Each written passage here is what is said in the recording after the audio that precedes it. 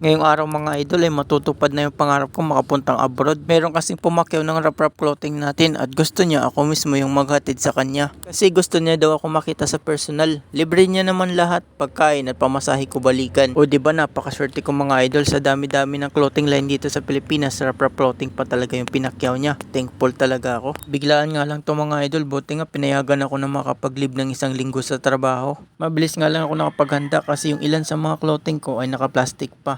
Yung mga naka-display na lang yung kailangan tupiin. Pagkatapos ko nga mag-impake, diretso na agad kami sa NAIA Terminal 2. Hinatid pala ako ng pamangkin ko at ate ko. Grabe talaga yung support nila sa akin. Ayun yung mga idol, nakarating na kami ng NAIA Terminal 2. At dahil ito yung first time flight ko international, kabado talaga ako 20. Pero binigyan naman ako ng instruction sa umorder ng rap clothing ko kung anong mga dapat kong gawin. Pero lahat ng yun mga idol ay gawa-gawa ko lang. Pumunta lang talaga kami ng airport para salubungin yung ate namin na galing Kuwait. Pero pangarap ko talaga idol na makilala yung rap clothing sa buong mundo. At sa mga nagtatanong dun sa may diko kung saan ako pupunta, ito na po yung sagot. Pumunta lang talaga kami ng airport para salubungin yung ate namin. 6 PM yung dating niya dito sa Pilipinas, tapos kinabukasan ng 4 AM flight niya naman papuntang Leyte. Kaya kami na lang yung pumunta sa kanya kasi kung uwi pa siya dito sa Cavite, hassle kasi marami siyang dala, tapos flight niya naman kinabukasan madaling araw pa.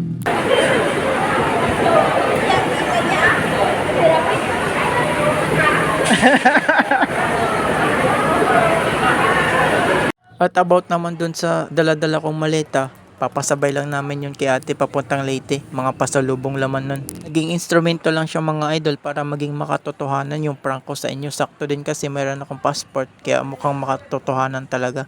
Pero balang araw mga idol, totoo na talaga yan. At dahil medyo napaaga yung dating ni ate, punta daw muna kami ng MOA para makabanding man lang daw kahit saglit. What's up mga idol, nandito kami sa MOA, kasama ko pala yung chicks ko. Nakamasyal kami dito sa MOA. Ganda-ganda naman ang chicks ko. Pagkarating nga namin ng MOA, nahirapan kami makahanap ng makakainan kasi halos na kainan ay punuan. Kaya hindi kami nakakain doon sa gusto naming kainan. Kaya dito na lang kami kumain sa kainan na hindi masyadong mahabang pila kasi sobrang gutom na talaga kami.